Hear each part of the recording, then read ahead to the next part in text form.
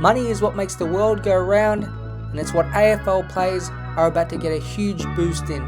Nat Fyfe, Lance Franklin and Patrick Dangerfield are what you think of when you pair millions and football together. But get prepared to associate a whole lot of players not near their level with the $1 million price tag. It all has to do with the new CBA deal signed between the league and the AFLPA. The 5-year deal, set to expire at the end of 2027, was a big win for all players. Let's have a look at the raw numbers first to see how much players are getting now and what to expect in the future. Quickly focusing on the AFLW, before the agreement, the average salary was $46,000, and in the upcoming season and onwards, it will increase to $60,000. It's a nice rise, but will get even better by 2027, as the number will sit at $82,000. For the men, in 2023, the average salary was at exactly $441,464, up about $35,000 from the previous year. By 2027, according to AFL.com, the figure will sit a touch below $520,000. So that AFL player who you think is okay, can play a solid role for your team, will probably be making $400,000 to $550,000 per year. It shows you the direction of where we are going. But that's just the money for the individual players. It's the club's increase in salary cap spending that is actually the important number. This dictates which players get paid and might see the influx of player movement, which we don't really see with the high profile players in our sport when compared to others. Have a listen to the big increase in the cap that is about to hit.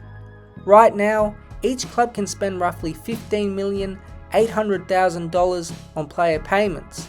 By 2025, this will rise $2 million, and by 2027, it will hit $18.44 million. In just 4 years, the cap is set to go up nearly $3 million. It's equal to, say, the salaries of Bonampelli, Cripps and Oliver combined. It's clear to see the clubs are already preparing for this and managing their contracts accordingly. Aaron Norton will be a Bulldog for life after signing a staggering 8-year contract extension. That'll see him through to the end of 2032. Connor Rosie's been unveiled as Port Adelaide's new captain while also signing a lucrative 8-year contract extension. It's the biggest deal in the club's history and the equal longest in the league. It's committed long term. He's committed till 2030, which is a long time, and he'll be in his 8th season at the club in 2030, and we're loving what we've seen from him so far and can't wait to see what the next 7 years hold as well. So congratulations, Harry Sheasel. Now, it seems most football people are split on these type of contracts. It is true that most seem to pan out pretty average, but there is a reason behind the new contract madness. It is clever on the AFL club side. Talent is hard to find, and with free agency becoming more prevalent, clubs are in a bind trying to keep stars, especially those from interstate. So the long-term 5, 6, 7 or even 8-year deal is the best ticket they have to hold their stars. If a player does sign, say, a 7-year contract, what advantages does it offer the player and club? Well, the long-term security protects the player from injury destroying their value. If they are out of contract but then hurt themselves, it can diminish their next contract, especially with injuries that have a long recovery time. And then the money that is a part of the long-term deal will obviously total well into the millions. But I think it's underrated the benefits the club gets. From the above point about the cap increase, a 7-year, $7 million deal looks heavy right now.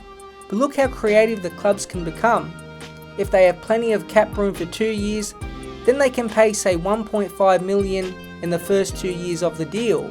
It's called a front-ended contract. It then saves them $1 million later on to spend on other players. And then the actual figure itself of $7 million is misleading. In, say, 5 years' time, that $1 million figure per year against the cap might really be the equivalent of only $750,000 because of the massive increase coming soon. These long-term contracts are risky because of injury and then the form later on in the deals, but there is no doubt financially it gives so much flexibility. The best list management teams will really be seen in the next 5 years. So who are the players perfectly in line to come out of contract by the time we see big salary cap increases? Well, starting off with the marquee forwards, and Jamara Ugle-Hagan will cash in big time. It's tipped he will most likely sign a 2-year deal with the Western Bulldogs, so at the end of 2026, at 24 years old, he will be in line for quite possibly the biggest contract we have ever seen. Ben King has already been rumoured to be on $1 million+ after his 2-year deal with the Suns, and his brother Max, who is a restricted free agent at the end of 2026, will most likely join him.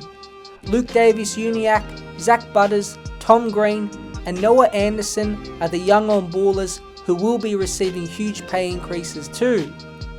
Focusing on the Giants, they have contract headaches to deal with soon. Sam Taylor, the best key back in the game, is out of contract next year, as well as smooth mover Finn Callahan. Then, in 2026, number 1 pick Aaron Cadman will also be out of contract. It's 3 players who will join Tom Green as expensive commodities. Most of these players I think people would expect to earn the big bucks, but it's the so-called lesser likes who will be getting to some surprising deals. Expect Geelong's Sam De Koning and Max Holmes, who is out of contract this year, to earn paydays probably exceeding their current performances. Even 2 big men in Jacob Van Rooyen and Noah Bolter will be earning more than $800,000 per year when they sign their new deals at the end of 2025. It might be tough to get your head around some of these players earning big money, but it's the future. It will be interesting to see with more mega contracts handed out whether players are more likely to leave because of financial reasons. Just for example with the Giants, if they are under a cap squeeze, is it possible Callahan will leave to another club? Especially if the deal offered is 3 years longer and $250,000 more per year. It's just an example, but it shows how hard it is to resist when those contracts are offered to you. But it gets even more complicated for everyone when Tasmania comes in. It's already been reported in 2028 the club will be given $1.5 million in sign-on bonuses for players to come across. It's early, but the feel is the side will be chasing legitimate stars far more than the Gold Coast Suns and GWS Giants did. They will get plenty of high picks, but some will need to be traded. It already puts targets on the back for Tassie stars like Colby McKercher and Riley Sanders, even though 2024 is their first season in the AFL system. At least in the model projected, other AFL clubs who lose quality players to Tasmania will be compensated with high draft picks. That is the plan. It was only a few seasons ago players took pay cuts because of COVID. Now football departments and coaching panels still haven't had big increases to their payments, but for the players, everything is looking rosy. The bounce back of the AFL since 2020 has been so quick, and the allowance of cap increases over the next few seasons proves that. The money is coming in fast for AFL players, and it's time for them to cash in.